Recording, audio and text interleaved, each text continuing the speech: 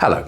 I'm sure you've all heard of Vladimir Lenin, Joseph Stalin, Fidel Castro, some of the biggest names in the history of communism. But have you ever heard of Scotland's very own? Today, we'll be diving into the story of John Maclean, a man so dedicated to the working class and to the people of Glasgow that he earned the nickname the Scottish Lenin.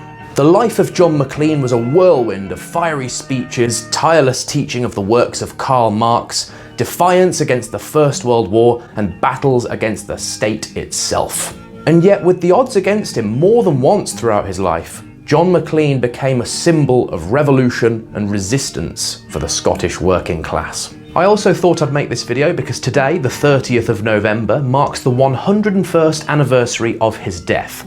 So ladies and gentlemen, here you have one of the lesser known stories of the history of communism. He was born in 1879 just outside of Glasgow in a little area called Pollokshaws to a working class family who instilled in him those very same values that he would defend throughout the rest of his life. A teacher from the very beginning and an academic at heart, John Maclean earned a Master of Arts at the University of Glasgow, and it was from there, from the classroom, where his mission would begin. His mission to share the ideas and values of Karl Marx. Now we have to understand, even though it's not the capital, Glasgow is the biggest city in Scotland, and with that, especially at the beginning of the 1900s, came a huge amount of poverty and angst, desires for change from the working class in the streets of Glasgow. John Maclean saw this, and he knew that the only way to change this was via politics. Already inspired by the ideas of Karl Marx, John Maclean joined the Social Democratic Federation, which was the first sort of really big communist political party in Great Britain. But what made John Maclean different from the rest of the members of the party was that he was an educator, he was a teacher, he wasn't a violent man. He desired to share the ideas of Marxism through the classroom, through his lectures. So much so that by the end of 1919, John Maclean was in charge of 43 classes, teaching over 2,000 students. Now, when the First World War broke out in 1914, while most people saw it as a war between empires, John Maclean saw it a bit differently. He saw it as a war between workers, no matter the nation they came from, and not a war of their own choosing. They were pitted against each other, in his view, by the people at the top, the rich and wealthy, a war that would only benefit those rich and wealthy people. The British Socialist Party, of which John Maclean was a member, actually supported the war, which earned the frustration of John Maclean, who decided to turn against the policy of his own party and decided to share anti-war propaganda in his city of Glasgow. Even though his anti-war stance didn't have that much of a following at the very beginning, over time, the resistance started to grow. Glasgow became a hotbed for working class anger, defiance, and unrest in a period that came to be known as the Red Clydeside. For those of you who don't know, the Clyde is the river that runs through Glasgow. One of the most important points of the Red Clydeside period was when John Maclean led a citywide strike throughout the whole of Glasgow against the massive and unfair increase of rent prices. The strike became so successful that it actually forced the government to freeze rents. It was a huge victory for the working class of Glasgow. But of course, this growing influence eventually made John Maclean a target. In case you didn't know, at the beginning of the First World War, the British government introduced this little thing called the Defence of the Realm Act, which was extremely unpopular, especially among the Irish, because it introduced an insane amount of censorship and repression in the name of defending the British Empire. So of course, since the British government was starting to see John Maclean as quite the threat, he was arrested in 1916 under that very same Defence of the Realm Act for speaking out against the First World War. Since he ended up being arrested, he of course lost his teaching job, which only strengthened his resolve even more and just made him a full-on revolutionary. During his trial, he delivered a now famous 75-minute long speech. Obviously, I'm not going to include all of it, just a little fragment in case you're interested. It has been said that they cannot fathom my motive. For the full period of my active life, I have been a teacher of economics to the working classes, and my contention has always been that capitalism is rotten to its foundations and must give place to a new society. I had a lecture, the principal heading of which was, "Thou shalt not steal, thou shalt not kill."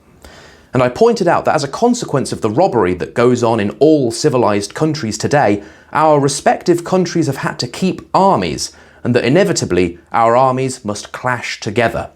On that, and on other grounds, I consider capitalism the most infamous, bloody and evil system that mankind has ever witnessed.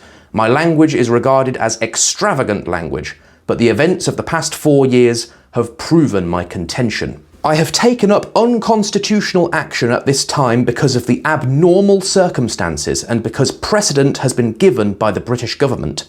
I am a socialist and have been fighting and will fight for an absolute reconstruction of society for the benefit of all. I am proud of my conduct.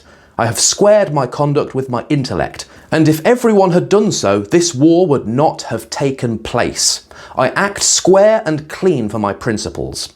No matter what your accusations against me may be, no matter what reservations you keep at the back of your head, my appeal is to the working class. I appeal exclusively to them because they, and they only, can bring about the time when the whole world will be in one brotherhood, on a sound economic foundation. That, and that alone, can be the means of bringing about a reorganization of society. That can only be obtained when the people of the world get the world and retain the world. But the working people of Glasgow would not stand for this, and on May Day 1917, more than 250,000 people organised a massive protest demanding the release of John Maclean, a protest so strong and so intense that it actually worked, and John Maclean was eventually released.